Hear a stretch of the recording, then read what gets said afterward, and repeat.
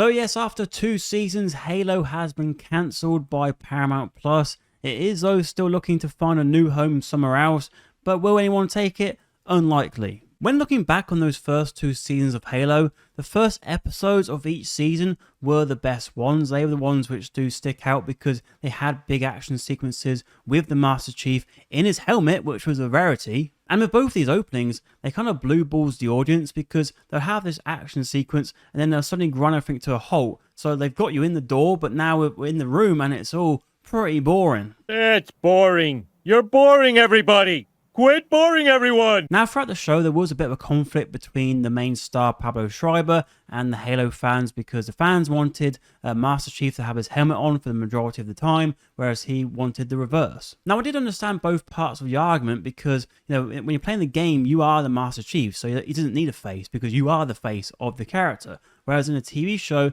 you want a face there for someone to talk to instead of just having characters talk to a guy in a helmet all the time. I get that. But at the same time, we saw with The Mandalorian that it can work. And in particular with Season 2, you could see that conflict overflowing on screen because there were times in some action scenes when he wouldn't wear his helmet when he easily could do, or they'd work the plot around it so he couldn't wear his helmet for some reason, like someone took his helmet or whatever.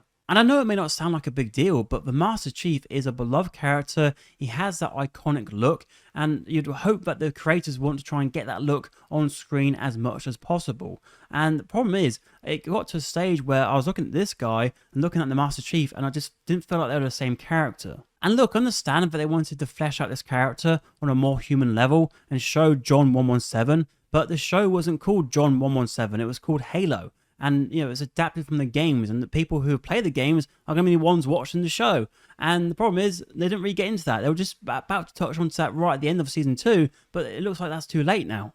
Not a great plan.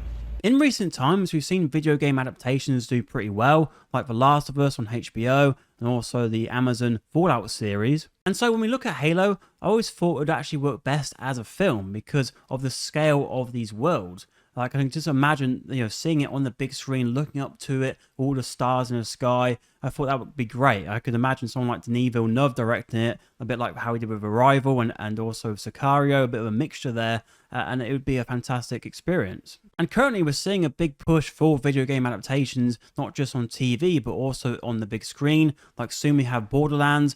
Next we also got another Super Mario Bros. Movie after the first one made over $1 billion.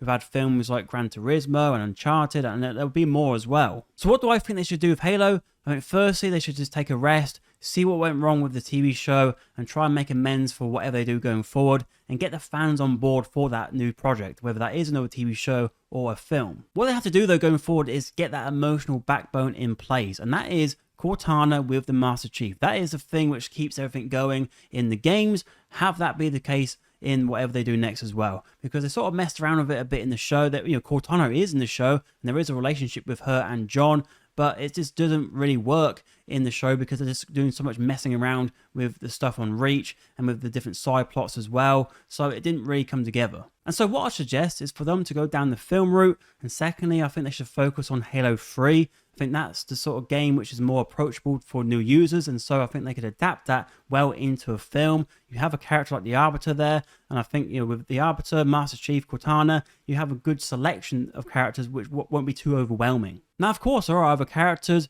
and there are other species which will maybe get things a bit more confusing, but I think they can split this into maybe 3 films because you have the Brutes, you have the Elites, you have the Flood, you have all that. You're not going to try and jam-pack that all into one film. I don't think that's really sensible at all. You want to have focus on these things. But also with how Halo 3 ends, that's going to be a fantastic, you know, conclusion to a trilogy perhaps, and then you can then span on other films and maybe a TV series eventually of the other games. Like I think, you know, Halo ODST could be a great sort of TV show to stem from the movies. But of course, there are some massive Halo fans out there, and you might be one of them, so let me know how you would shape Halo going forward down in the comments. But getting back to the show, as you can see on screen, I have a very interesting image. That is Master Cheeks, as he's been titled, because in the show we saw John get his kit off quite a lot, and for some reason he would show his ass many times. Oh shit, here we go again. And he wasn't alone in this, because we also have McKee here, who was his love interest throughout the show. And she was a bit of an odd character, really. She was around the Covenant, and then she got with John. And I just never really believed it. This whole love thing just never worked for me at all. And again, it was something which was taken away from the main story, which we should be focusing on. But instead, we got this sort of crappy Twilight thing. Talking of characters I didn't really like, we also had Kwon Ha. And I think every time we went to this character, I started to snooze a little bit, because it was all so boring. And I thought in season 2 they were getting away from that character. But then she came back into it. And I was like, no, what are you doing back? Oh, yeah, just terrible. Honestly, probably the worst character in the whole show. And look, the reason for that is because this character seemed to have her own story planned out for her, and it seemed to be sort of wedged into this show, and they couldn't really mix the two storylines well at all. And the same really applies to Soren as well, because most of the story takes place on Reach. Then we have this story with Kwon, and we have the story with Soren, and they do eventually get involved in that main storyline. But again, these characters just weren't really developed well in a way where I really cared what they were doing. But there's a story where we're trying to find his son, and his partner, she's a bit of a nutcase, and I just didn't care. I never had that investment in that story. So again, every time I went back to that, I was like, oh, here we go.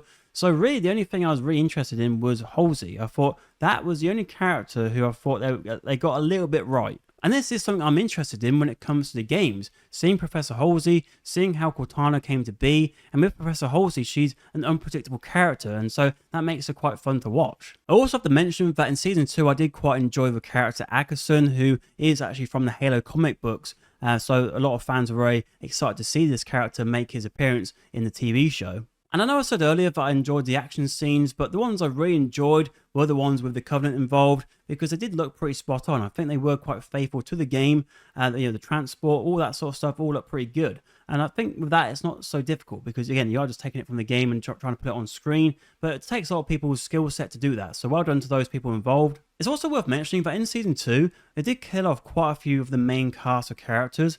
And when watching it, I did think, do they know they're getting cancelled here? Because, there's a lot of people dropping here. They're going to have to get a lot of new cast members for the next season if they are doing one. But anyway, going forward, I hope Halo has a good future. We've seen things in the past like Forward Unto Dawn, which is much better than this TV show. And, it's not at its peak anymore, but it's still a massive game franchise. And those memories in the past, playing Legendary 4-player with your friends, there's some great memories for me. And I'm sure you have memories like that as well. Unfortunately, the TV show hasn't worked out, but all the ingredients are there. We have great characters, we have great opportunities for action and story, and we have great music as well. And all it needs now is some great minds behind it to make it fantastic. Now that Halo has gone from Paramount Plus, it does mean that I don't have to keep getting free trials for that streaming service, because I ain't paying for that. But anyway, let me know your thoughts on the Halo TV show in the comments below, and how you would shape the future of Halo going forward. And if you want to watch another video on screen, we have a couple of my recent reviews.